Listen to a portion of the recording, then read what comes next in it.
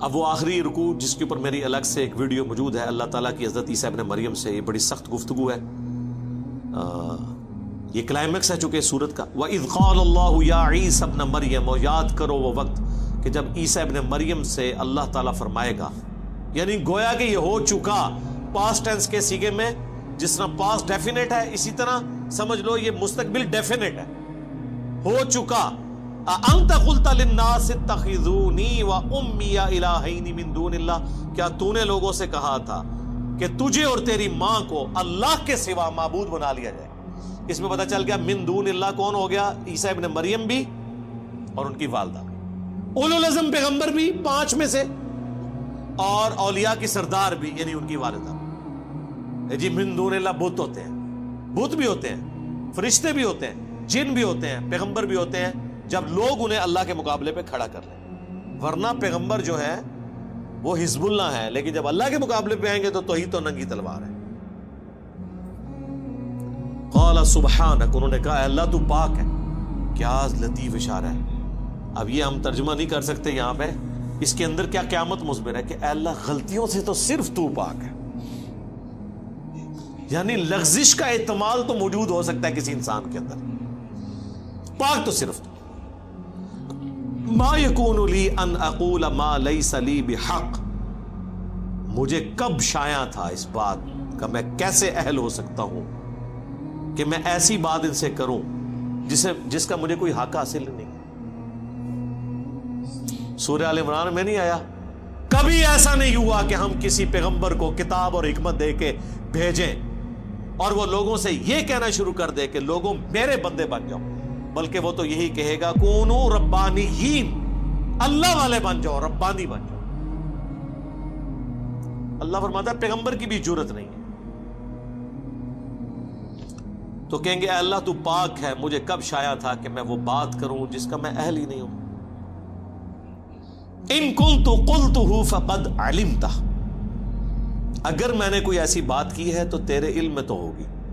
اچھا اب یہ نہ سمجھے کہ حضرت عیسیٰ ابن مریم کوئی چرب زبانی اللہ سے کر رہے ہیں، یہ اللہ تو سارا کچھ پتہ ہے نا، میرے کو پوچھ رہے ہیں، نہیں، یہ ڈرے ہوئے ہیں کہ اے اللہ کہیں بالفرض کبھی اگر کوئی ایسی بات ہو بھی گئی ہوئی تو تیرے علم میں ضرور ہوگی، یعنی وہ اپنا کانفیڈنس لوز کیے ہوئے ہیں کہ میں نے تو کوئی بات ایسی نہیں کی، لیکن پھر بھی میں کلین چٹ اپنے آپ کو نہیں دیتا، کیونکہ سٹارٹ انہوں نے کس سے کیا؟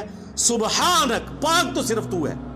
اب آپ کہیں گے یہ ترجمہ میں کیوں کر رہا ہوں؟ اس لیے کہ حضرت یونس علیہ السلام نے اللہ سے کیا کہا تھا جب مچھلی کے پیٹ میں رکھے گئے، اور سورہ الصافات میں اللہ نے فرمایا اگر یونس مچھلی کے پیٹ میں ہم سے وہ دعا نہ کرتے تو وہ مچھلی کے پیٹ سے اس دن نکالے جاتے جس دن مردے قبروں سے نکالے جائیں گے، یعنی ہم ان کی وہ لغزش کی معافی نہ کرتے۔ کیا دعا کی تھی؟ لا الہ الا انت سبحانک، اے اللہ تیرے سوا کوئی معبود نہیں، پاک صرف تو ہی پاک ہے، انی کنت من الظالمین، بے شک میں ہی ظالم ہوں۔ پیغمبروں کو ہم معصوم عن الخطا کہتے ہیں، پاک نہیں ہوتے، وہ والا پاک جو سبحان ہے، وہ سبحان اللہ ہی ہے۔ ہاں سبحان الرسول کہیں پڑھا آپ نے؟ نہیں، ہو ہی نہیں سکتا، ہو ہی نہیں سکتا۔ کمزوریاں ہر انسان کے ساتھ لگی ہوئی ہیں، دیکھیں جو بلٹ ان کمزوریاں ہیں اس سے تو نہیں کوئی نکل سکتا۔ اللہ کھانے پینے کا محتاج ہے کہ نہیں؟ اور پیغمبر ہے؟ سورۃ المائدہ میں ہے عیسیٰ ان کی ماں روٹی کھایا کرتے تھے، کھانے کے محتاج تھے، تو یہ کمزوری ہے، گناہ نہیں ہے، لغزش نہیں ہے، ایک کمزوری ہے ان کے اندر۔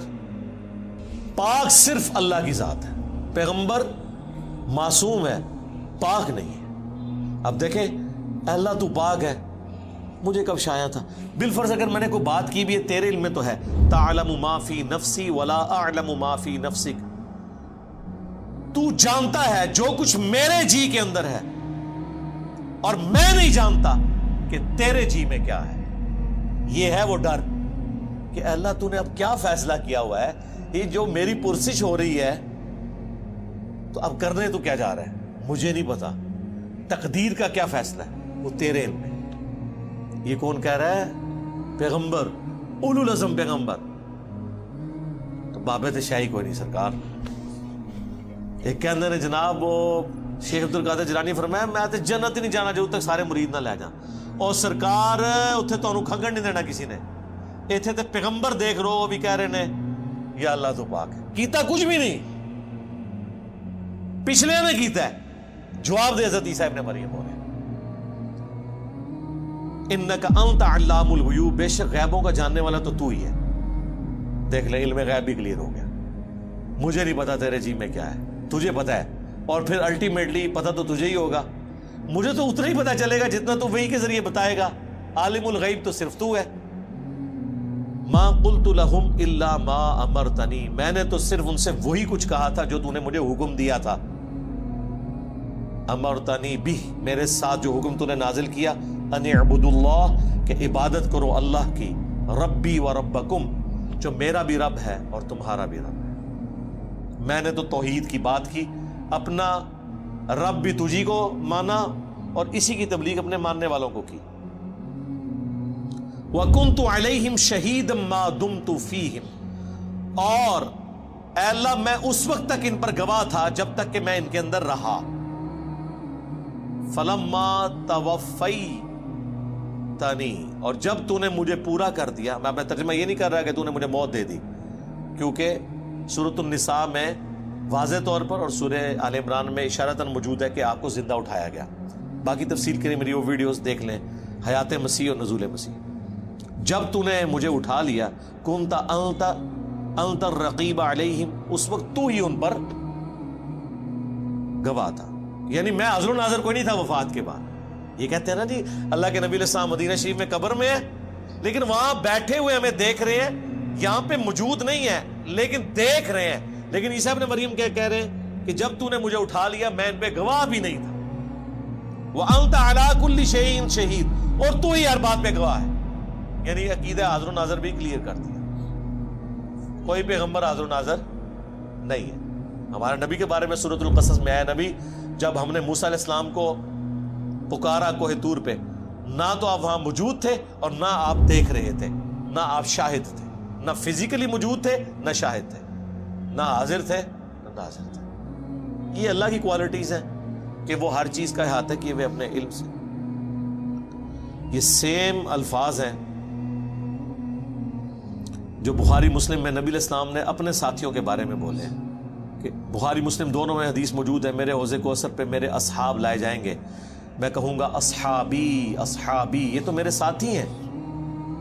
مجھے بتایا جائے گا اللہ کے نبی آپ کو نہیں پتا آپ کی وفات کے بعد یہ دین سے الٹے قدم پھر گئے تھے. اور بخاری میں موجود ہے یہ وہ لوگ تھے جو حضرت ابوبکر کے دور میں مرتد ہوئے, منکرین زکوٰۃ بن گئے, جن کے خلاف حضرت ابوبکر کو تلوار اٹھانی پڑی. فتح مکہ پہ یہ لوگ مسلمان تھے. تو پھر میں کہوں گا کہ سحقاً سحقاً لمن غیر بعدی, ان پہ پھٹکار ہو, ان کو مجھ سے دور کر دو جنہوں نے میرے بعد میرے دین کو بدل دیا. اور پھر بخاری مسلم الفاظ ہیں, میں اس وقت وہی کہوں گا جو عبد صالح عیسیٰ ابن مریم کہیں گے. کیا پھر حضور نے یہ آیت تلاوت کی کہ اے اللہ جب تک میں ان میں موجود تھا ان پر گواہ تھا, جب تو نے مجھے اٹھا لیا پھر تو ان پر گواہ تھا. اب یہ اگلی آیت, ان تعذبہم, اگر تو انہیں عذاب دے, فإنہم عبادک, تو یہ تیرے بندے ہیں, تو مالک ہے ان کا. وإن تغفر لہم, اور اگر تو ان کو بخشی دے, فإنک انت العزیز الحکیم, تو غالب ہے, حکمت والا ہے, تجھ سے تو کوئی نہیں پوچھ سکتا کسی کو بخشنا چاہے تو. اللہ اکبر.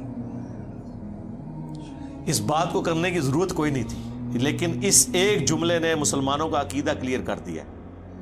اسی سورۃ المائدہ میں آیت نمبر 72 میں عیسیٰ ابن مریم جو دنیا میں خطبہ دیتے تھے, یا بنی اسرائیل اعبدوا اللہ ربی و ربکم انہ من یشرک باللہ فقد حرم اللہ علیہ الجنہ ومأواہ النار وما للظالمین من انصار.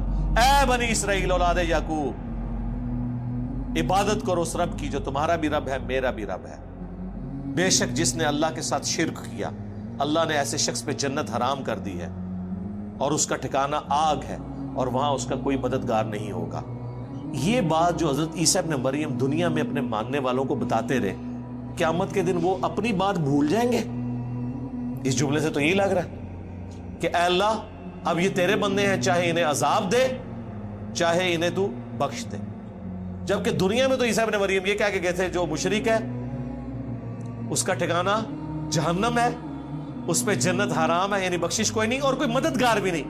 اور یہاں عیسیٰ ابن مریم تو مدد ہی کر رہے ہیں, گویا کہ سفارش کر رہے ہیں کہ یا اللہ تیرے بندے ہیں, چاہے بخش دے چاہے عذاب دے. تو یہ اللہ نے میرے پہ حکمت کھولی ہے, میں نے کہیں اس بات کو نہیں پڑھا, اس طرف اشارہ, اور مجھے بھی کچھ عرصہ پہلے یہ دماغ میں بات آئی کہ جان بوجھ کے اللہ نے ایسا کیا ہے کہ تاکہ اگر کسی کو وہم ہے نا کہ یہ دنیا میں ڈرانے کے لیے باتیں تھی, آخرت کوئی نہ کوئی جیک لگ ہی جائے گا, کوئی بابا پھڑ کے کوئی زبردستی یا اللہ من وضو کرایا سی نے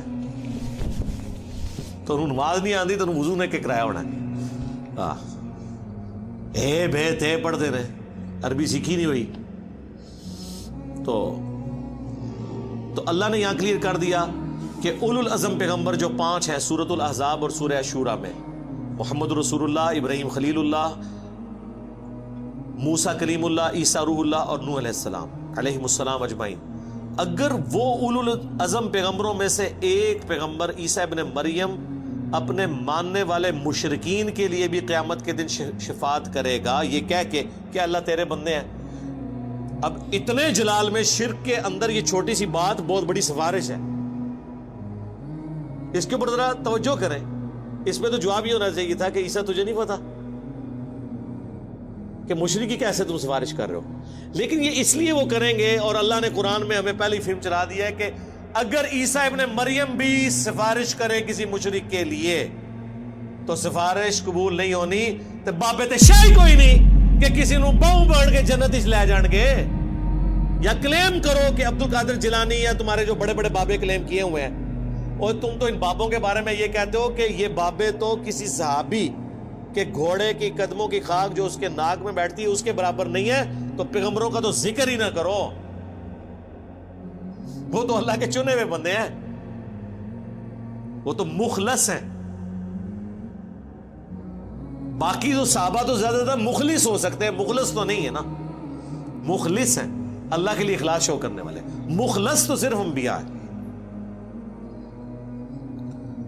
تو اے اللہ تیرے بندے ہیں, چاہے انہیں عذاب دے چاہے بخش دے. قال اللہ, اللہ فرمائے گا ھذا یوم ینفع الصادقین صدقہم, آج وہ دن ہے کہ سچوں کو صرف سچا عقیدہ ہی فائدہ پہنچائے گا. ایک جملے سے ٹروتھ لورز کامیاب ہوں گے. سر کیا بات ہے, اللہ نے یہ نہیں کہا ایمان والوں کو ایمان نفع دے گا, اللہ نے کہا سچوں کو سچا. سچا کون ہوتا ہے؟ جب اس کو بات پتہ چل جائے پھر وہ دنیا کو نہ دیکھے کہ یہ سچائی میں نے سے قبول کرنا ہے. جو مسلم شریف میں حدیث ہے کہ تکبر یہ نہیں ہے کہ تم اچھے کپڑے پہنو یا اچھے دکھو, اللہ بھی خوبصورت ہے, خوبصورتی کو پسند فرماتا ہے. تکبر یہ ہے کہ تم لوگوں کو حقیر جانو اور حق بات سے اناد اختیار کر لو, دشمنی کرو. دل نے گواہی دے دی کہ یہ ایاک نعبد و ایاک نستعین لکھا ہے, لیکن چونکہ بابے بابوں کو پکارتے رہے ہم بھی پکاریں تو یہ دشمنی کر رہے ہو اپنے ساتھ. دل نے بتا دیا, آنکھوں سے پڑھ لیا بخاری مسلم میں نماز کا طریقہ, لیکن رفع الیدین نہیں شروع کیا کہ معاشرہ کیا کہے گا.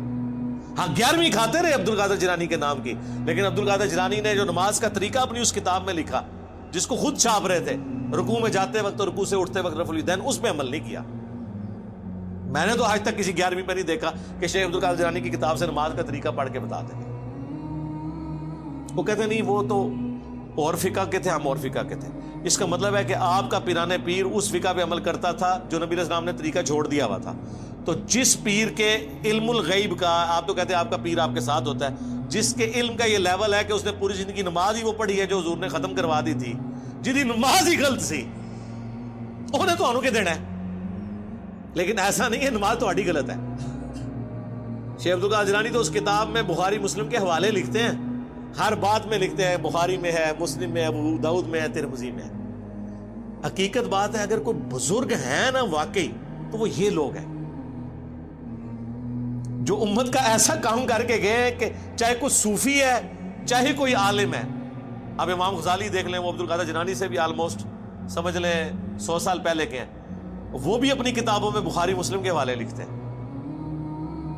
یعنی رسول اللہ تک پہنچنے کا اگر کوئی وسیلہ ہے نا اس امت میں بک شوام میں, تو یہ حدیث کی کتابیں اور سب سے بڑھ کر قرآن ہے، اور ظاہر ہے کہ حدیث کی کتابیں صحابہ تابعین کے ذریعے ہم تک پہنچا. تو بزرگ تو یہ لوگ ہیں. قال اللہ، اللہ فرمائے گا ھذا یوم ینفع الصادقین صدقہم، آج وہ دن ہے کہ جس دن سچوں کو سچائی ہی نفع دے گی. لہم جنات تجری من تحتها الانہار، ان کے لیے باغات ہیں جس کے نیچے نہریں بہتی ہوں گی. خالدین فیہا ابدا، اس میں رہیں گے ہمیشہ ہمیش. رضی اللہ عنہم ورضوا عنہ، اللہ ان سے راضی اور وہ اللہ سے راضی. اللہم اجعلنا منہم مع النبیین والصدیقین والشہداء والصالحین. اللہم انا نسألک جنت الفردوس مع النبیین والصدیقین والشہداء والصالحین. آمین. دیکھ لیں رضی اللہ عنہم ورضوا عنہ سارے وہ لوگ ہیں جنہوں نے دنیا میں اللہ کو